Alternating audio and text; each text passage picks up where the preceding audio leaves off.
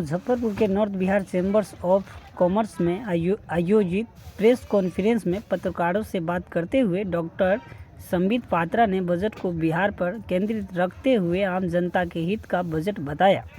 Doctor Patra ने बताया कि जब निर्मला सीतारमण जी सर्वाधिक बार आम जनता का बजट पेश किया, उस वक्त मैं सदन में मौजूद था। जब 12 लाख तक इनकम टैक्स में छूट दी गई, हम तो ताली बजाने लगे। अभी मैं north Bihar chambers of commerce में बैठा हूं। इसके अध्यक्ष ने खुद बताया कि हम लोग ने चाहा था कि इनकम टैक्स छूट 7 लाख से बढ़ाकर 10 लाख रुपया कर दी जाए, पर अचानक 12 लाख तक इनकम टैक्स में छूट की घोषणा कर दी गई। अब मैं बताता हूं, जब बजट पेश हुआ तब सरकार के केवल लोग टेबल थपथपा रहे थे और विपक्ष स्तंभ था। सामान्य तौर पर बजट पेश ये बजट पढ़ा जा रहा है जब माननीय निर्मला सीतारमण जी हमारी वित्त मंत्री एक रिकॉर्ड स्थापित कर रही थी सर्वाधिक बार बजट पढ़ने का।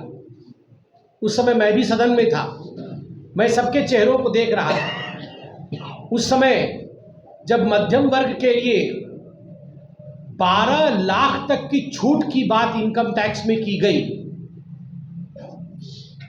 हम तो उत्सव मनाने लगे।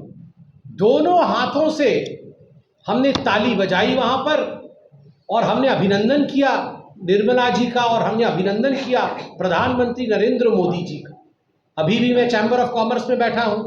Chamber of commerce, north Bihar के चैम्बर ऑफ कॉमर्स के अध्यक्ष वो खुद कह रहे थे कि उनकी जो डिमांड थी वो डिमांड थी कि 7 लाख से एग्जेम्पशन बढ़ा करके 10 लाख कर दिया जाए। पहले तो 2.5 था, 2.5 से 5 हुआ, 5 से 7 हुआ, और इस बार डिमांड थी कि 10 किया जाए, मगर मोदी जी ने 12 कर दिया। जिस समय 12 की घोषणा हुई उस समय मैं सब तरफ देख रहा था। मैं बीच में बैठता हूं, मैं उधर भी देख रहा था, इधर भी देख रहा था।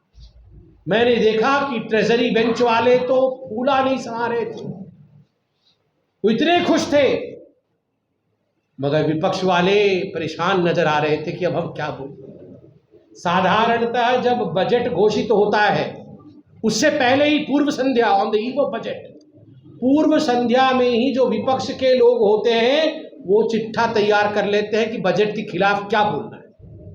वो तैयार कर लेते हैं कि बजट में कुछ नहीं था जी, बजट में मध्यम वर्ग के लिए कुछ नहीं था, ये बजट तो केवल अमीरों का बजट है, इसमें तो अन्नदाता के लिए कुछ नहीं था, इसमें तो नारी शक्ति के लिए कुछ नहीं था, गरीबों के लिए कुछ नहीं था। ऐसा ये पहले से एक रात पहले बना देते हैं और फिर अपने नेताओं को भेज देते हैं, और नेता उनके जेब में रख के लाते हैं कि बजट खत्म होते ही वो कागज पढ़ दे।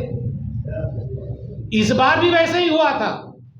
मैंने देखा कि जब बजट खत्म हो गया तब राहुल जी जेब से कागज निकाल रहे थे। जरूर उस कागज में लिखा होगा कि मध्यम वर्ग के लिए कुछ नहीं है, इस बजट में कुछ नहीं है। फिर मैंने देखा कि उनके बाकी सांसद, प्रियंका जी भी पीछे बैठती है, प्रियंका वाड्रा, वो ही बोल रही कागज डाल दो अंदर, मत निकालो, और तुरंत राहुल जी ने कागज अंदर डाल दिए।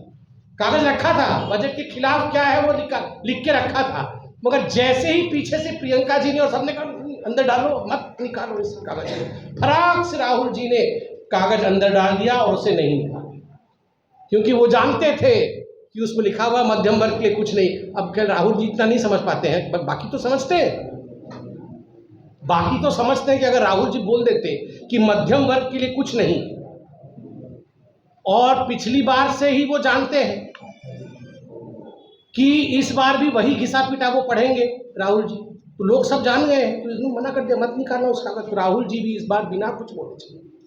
मगर दुख मुझे इस बात की कि विपक्ष के कुछ नेता बाहर निकल करके उन्होंने कहा कि ये बजट बिहार का बजट है। मैं आज बिहार की भूमि पर बैठा हूं, मेरी पढ़ाई बिहार में हुई है, अखंड बिहार में मेरी पढ़ाई हुई है, और इसी कारण से मैं बिहार की भूमि का पूजन करता हूं, बहुत मानता हूं इस भूमि को। इस भूमि में कुछ तो ऐसा है जो इसका स्पर्श करता है उसको ज्ञान मिलता है। तो कुछ विपक्ष के नेता सदन से बाहर निकल करके जब उन्होंने कटु आलोचना की, ये कहते हुए कि ये बजट तो मोदी जी ने बिहार का बजट है, ये बजट हमारा बजट नहीं है, तो मुझे दुख हुआ, मेरे स्वाभिमान को भी ठेस पहुंचा। मैं आज यहां तमाम चैनल बैठे हुए, मैं अपील करना चाहूंगा प्रत्येक बिहार के निवासी से, ये बजट भारतवर्ष का बजट है और बिहार भारतवर्ष का एक स्वाभिमानी प्रदेश है। ये कहना कि अगर बिहार को नरेंद्र मोदी जी ने एयरपोर्ट दिया, ये कहना कि बिहार को मखाना पोर्ट दिया, ये कहना कि बिहार को नेशनल फूड इंस्टीट्यूट दिया, ये कहना कि बिहार में IIT दिया, तो ये अच्छी बात नहीं और उसके खिलाफत करते हैं लोग। तो बिहार के निवासी भी याद रखें कि इन इंडी अलायंस वालों को जवाब कैसे देना है, जो इतने अच्छे बजट के बाद बिहार की अच्छाई को सह नहीं सकते हैं। उन इंडी अलायंस वालों को जवाब देना बिहार की जनता अब सिखाएगी।